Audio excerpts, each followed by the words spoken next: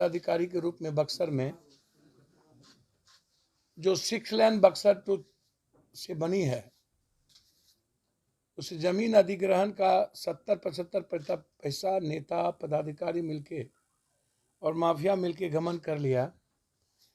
किसका दबाव था जो आत्महत्या की और वो केस अभी तक ओपन नहीं हुआ?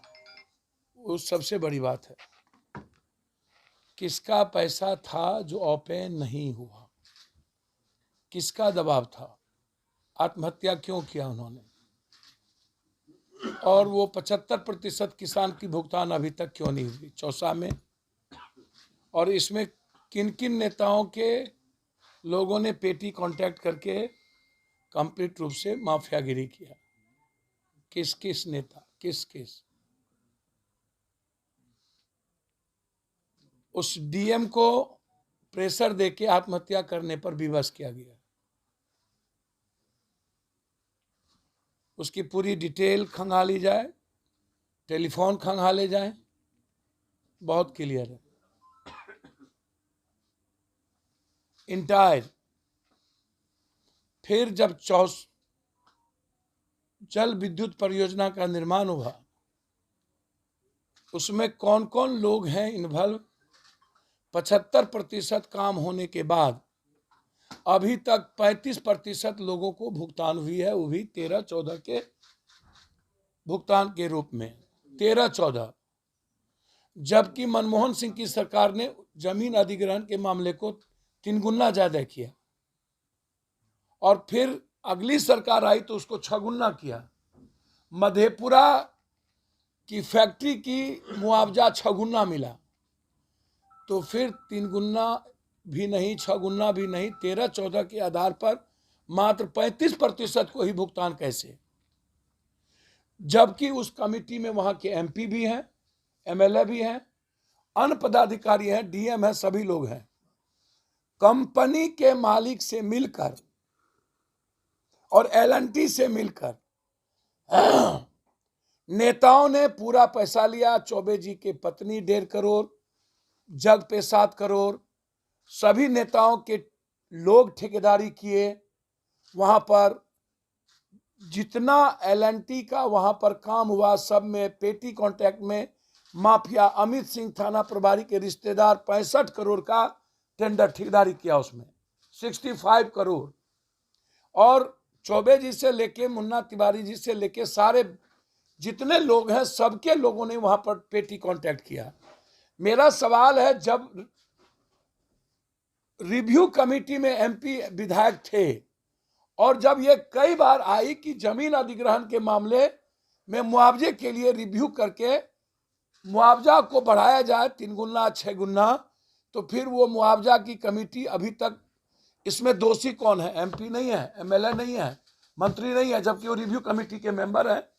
तो जब वो रिव्यू कमेटी के मेंबर थे तो फिर मोटी रकम लेके कंपनी से रिव्यू नहीं करके किसानों की जमीन का अधिग्रहण का पैसा इन लोगों ने सब मिलके गबन कर लिया, बंदरबाट हो गई।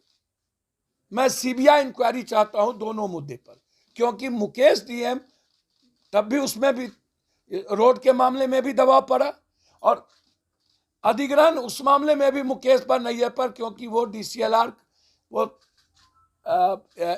इसके कर्मचारी थे।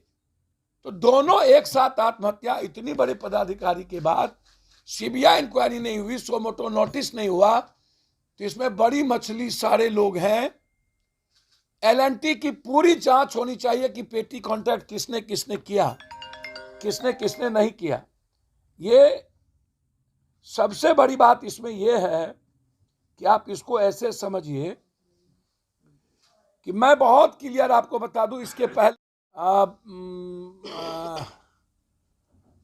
वहां के एचआर, उन्होंने बिहार के जितने क्रिमिनल अपराधी थे सबको उन्होंने पेटी कॉन्ट्रैक्ट पर दे दिया, जितने, इवन पटना से लेकर के सभी लोग। अब आपको आश्चर्य होगा, मैं तो जस्ट इस चीज को अभी आपको मैं डिटेल भेज देता हूं कि किन कौन कौन एचआर किन किन लोगों ने सारे माफियाओं को वहां इन्वॉल्व किया। और किस तरीके से वो सारे लोग इन्वॉल्व हुए। मैं प्रधानमंत्री, होम मिनिस्टर, अपराध शाखा भारत और मुख्यमंत्री को जांच के लिए मैंने पत्र लिखा है। आज वो पत्र जाएगा, मैं आप लोगों को भेज दूंगा। उसमें बहुत सारी चीजें हैं जिसके चलते मैं अभी आपको नहीं दे रहा हूं। पूरी इंक्वायरी के तथ्य किस किस लोगों ने कैसे कैसे वहां पर किए, इसमें आत्महत्या सबसे महत्वपूर्ण मुद्दा है। और रिव्यू कमेटी ने पैसा लेके क्यों गमन किया। अभी जो सबसे बड़ी चीज हुई घटना, वो घटना मैं आपको बता देता हूं। वो ये हुआ कि फिर से गंगा से पानी लाने के लिए रेलवे लाइन को बिछाने की बारी बात आई।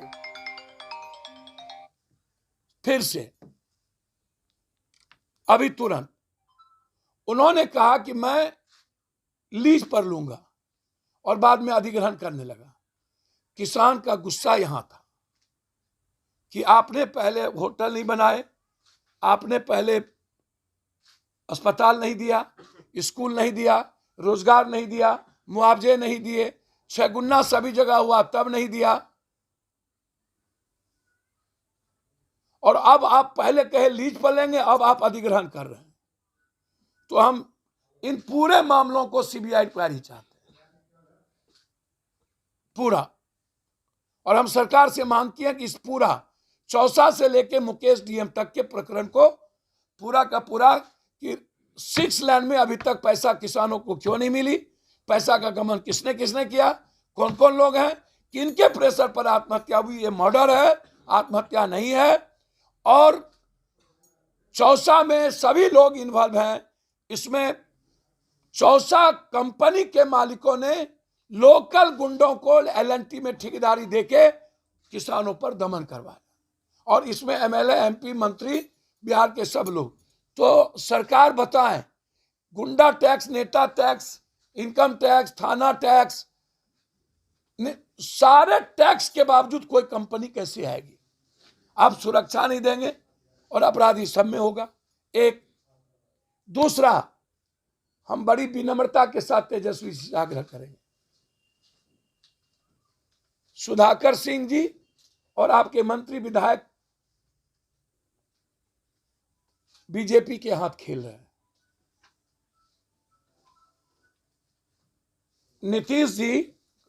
नीतीश जी के चुप्पी के बाद मेरा एक आग्रह है, नीतीश जी और तेजस्वी जी दोनों चुप हैं और सब लोग आगे के फुट पर छक्का चौका मार रहा है। इससे क्षति सुधाकर सिंह या कोई मंत्री या किसी विधायकों की नहीं हो रही है। गठबंधन और जनता के बीच 2024 का सपना नरेंद्र मोदी को हराने का हम लोग खोते जा रहे हैं।